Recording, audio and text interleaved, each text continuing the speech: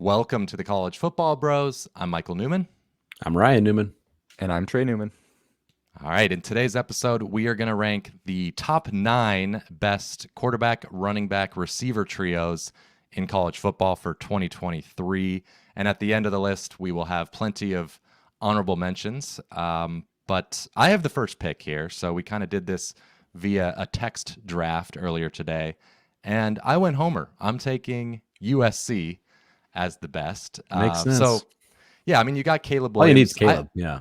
I weight quarterback a little bit more here. Maybe not as much as I would if we were just kind of starting a team. I want to, then it would almost be all quarterback, but definitely weight it more in this list. And he's the best quarterback in the country.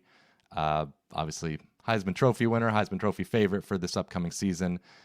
As far as the running back position, it's maybe more of a committee, but Austin Jones was really good last year. He had over 1,000 all-purpose yards, and he was a backup for most of the season. So he's the quote-unquote weak link, but still pretty good. And then Dorian Singer is who I chose as the top receiver, which it's hard to pick who's going to lead USC in receiving yards, but he led the Pac-12 in receiving yards last year for Arizona, so not a bad choice. Yeah, indeed. Number 2, I took Ohio State. And I know there's a question as to, who the quarterback will be. They're obviously either of them is unproven. Kyle McCord or Devin Brown, most likely. I went Kyle McCord here. But it's Ryan Day. The quarterback is going to put up big numbers as we see each and every year. So I say McCord there. You combine him with, the best receiving group in the country, led by Marvin Harrison Jr. He was Ohio State's first unanimous All-American at wide receiver, which was kind of surprising. And he's the Biletnikoff Award favorite going into the year. And then we're not including him, but Emeka Egbuka is maybe the number 2 receiver in the country, and he's number 2 on the team. So they're loaded there. And then running back, you got another committee there. I'm going Mayan Williams, but you've also got Travion Henderson. Williams, he battled some injuries, but still had 14 touchdowns, highly productive. They're just loaded at kind of each of the positions. The weak link is quarterback, but I'm pretty confident they'll be pretty good there. Yeah, that would be a good bet. All right. My first pick, but third overall, taking the rivalry of Ohio State there. We're going with Michigan. At quarterback, you got J.J. McCarthy. He took over this past season here and really did pretty darn well, I think. 22 touchdowns, 5 picks, 65% completion percentage, 8.5 yards per attempt is good. And then over 300 rushing yards and about 5 TDs there. So was he elite? No. Is that offense in particular designed for maybe elite quarterback stats? Not necessarily, but I think he kept getting better and better. So I felt pretty good about him towards the end of the year there. So quarterback solid. Running back is where they're just awesome. You got Blake Corum. I chose. You could have gone Donovan Edwards, who's maybe just right there with Blake Corum, but Corum was like neck and neck for the Heisman towards the end of the year before he kind of got hurt there. But he rushed for nearly 1,500 yards, had 18 rushing touchdowns, so he's a stud. A receiver is, I guess, what you would consider the weakest spot of this trio. Cornelius Johnson's my pick. Ronnie Bell is gone, but Johnson had some big moments, especially towards the end of the year. And he's going to see more targets, obviously, now that Ronnie Bell's gone. Last year he had over 500 yards and 6 touchdowns through the air. Should definitely see bigger numbers this year. All right. They were in, we talked about this before. They were in Trey and I's top 9 as well, but yeah, you were higher on Michigan. I would have let them fall. I respect the ground game, man. They have a great ground game. I like Corum, so, and I think you're underrating J.J. McCarthy a little bit. He supplanted McNamara. Wow. Yeah. No, McCarthy's very good, but McNamara led him to a playoff, and then McCarthy took, so I don't know. I think he's pretty darn good. All right, I get back-to-back picks here. So fourth pick, I'm gonna take Washington. They just came out of nowhere last year offensively. Crazy that they're on this list. You wouldn't have thought that this time last year. But Michael Penix, quarterback, he's back. He had 31 touchdown passes to 8 picks and 65% completion. 8.5 yards per attempt, very similar to McCarthy. And we're all jumping off for joy for Michael Penix, aren't we, guys? You guys are Yeah, all over Penix. put up a few more yards than McCarthy. Well, fair enough. But yeah, Penix was awesome. He was was super awesome for Washington after transferring from Indiana to reunite with his old former coach, Kalen DeBoer. So he'll be back. Running back, this one's the weaker spot for Washington here. Cameron Davis, I like him. He was the primary backup last year, but should be kind of take on the lead role. He had over 500 yards rushing, and he had 13 touchdowns. So he was definitely somebody they targeted in the red zone. But he can catch too, which is a nice bonus. He had 19 receptions. So as a kind of the backup running back, 19 receptions, that's kind of proven you can do it all. So he's a good running back. And wide receiver, this one's tough to pick because they have 3 that you could legitimately pick as, a really good wide receiver, a true number 1. You got Jalen Polk as a stud. Jalen McMillan is also very, very good. Ultimately, I went with Rome Odunze. He's, I don't know. I mean, he led them in receiving yards, which is just mainly why I went with him. He's also the big receiver. He's at 6'3", so made a lot of tough catches for him. But you could take McMillan, you could take Polk, and that would be fine with me. But they're just loaded at the skill positions. They are. Very good. All right, I'm going to a team that's getting a lot of buzz this year, Florida State. I don't know if these 3 guys, you got Jordan Travis, Trey Benson, Johnny Wilson. I don't know if they can be number 1 in their categories, but they're all very, very good and, highly ranked in each of those. So, so you look at Jordan Travis, he really blossomed last year, 31 total touchdowns, only threw 5 picks, very dangerous runner. He proved that he could finally, he could really throw it efficiently last year. And then look at running back, Trey Benson. He kind of eased into the year last year, but the second half of the year, he averaged over 100 yards per game, a lot of explosive plays, and he can also catch it out of the backfield. And then Johnny Wilson at receiver, he's just kind of an athletic freak, 6'7". He can give you the explosive speed, or he can catch it over the defender. He averaged over 20 yards per catch last season.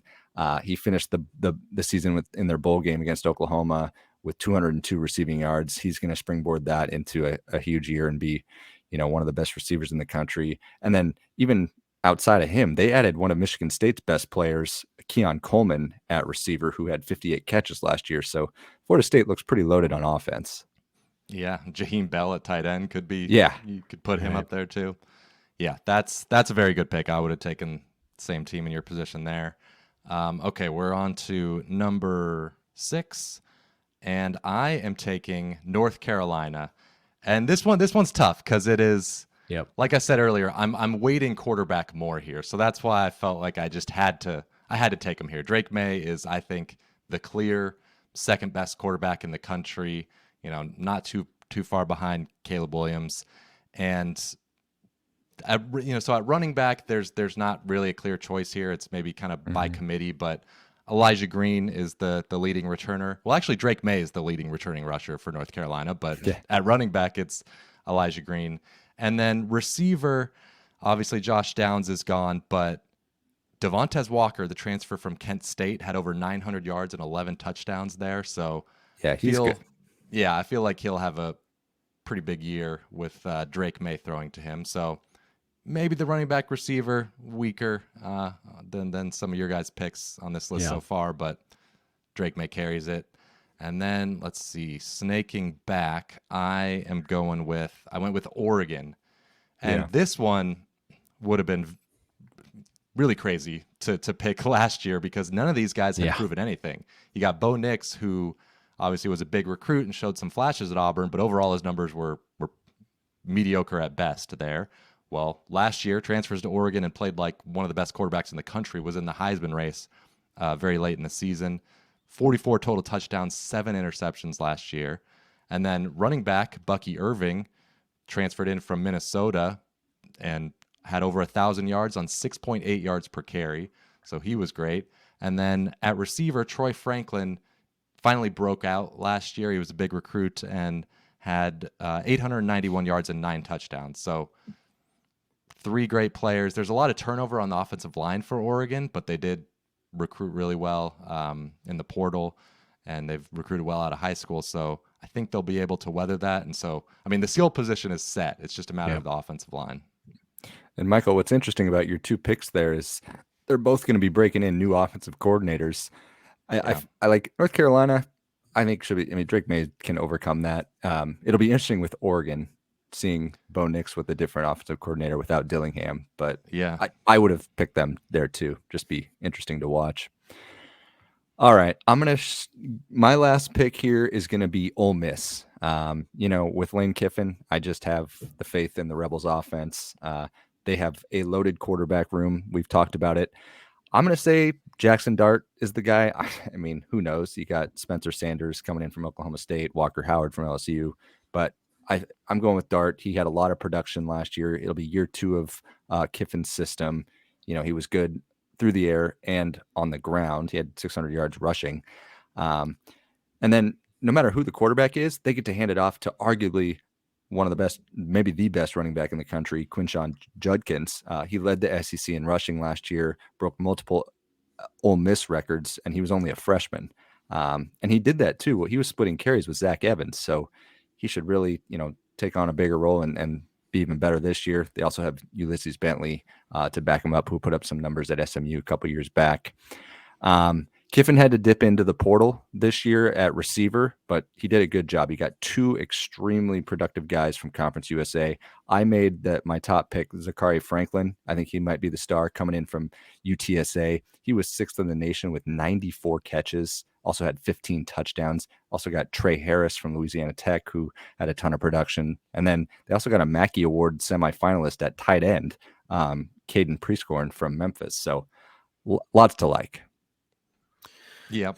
That's good. That was a good pick. I had them up there as well. That one was the quarterback was the weak link there, but the running back receiver, great. Yep. Agreed. Potential weak link. I mean, Yeah. Well, it's Dart wasn't all that great last year, so it's hard to kind of project him to be a lot better this year. All right, number 9, last pick here. Going LSU. Quarterback is obviously set. Looking good with the returning talent of Jaden Daniels, former Arizona State transfer. He had 17 touchdown passes to just 3 picks. So he was really, really sharp with the ball.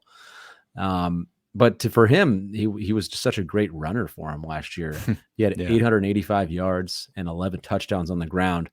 And it just kind of seemed like watching them, especially, I guess the whole year, but mainly throughout the beginning of the year, I was watching LSU's offense, and it felt like Daniels was carrying them. And, with his ability to scramble, he just really helped that offense kind of plug along. And he had a great year. And, coming into the season, there was some doubt from him because, didn't have the best year at ASU. He had like 10 touchdowns and 10 picks the year prior. So it's like, is he really that good? But he is. He proved himself. So that was a great job by him. Running back, this one's tough because it's kind of like committee for LSU. I picked Josh Williams just because he led their running backs in rushing yards last year.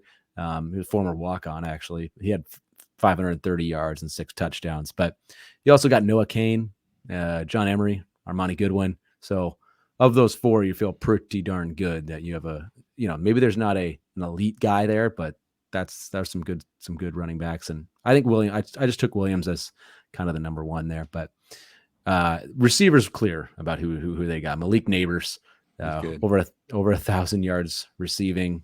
He only had 3 touchdowns, but he had 72 total receptions. So he was averaging over a catch a quarter if you do that. But so he's a huge piece for them. And obviously expect him to get more than 3 touchdowns this year.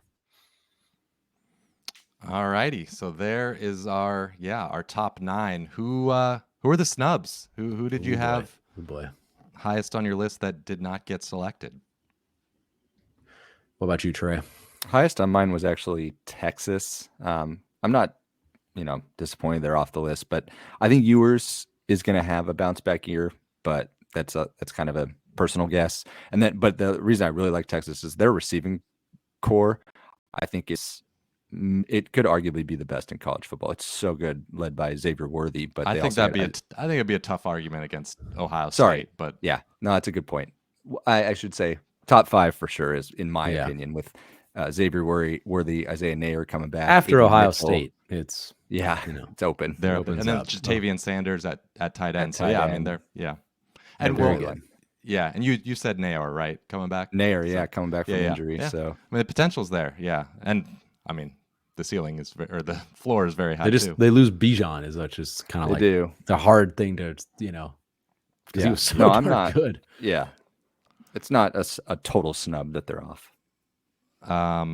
I had Kansas. Arkansas. Oh, Kansas. Yeah. Kansas was the highest that didn't get drafted for me. I had because Jalen Daniels was incredible last year at quarterback. Devin Neal at running back was great.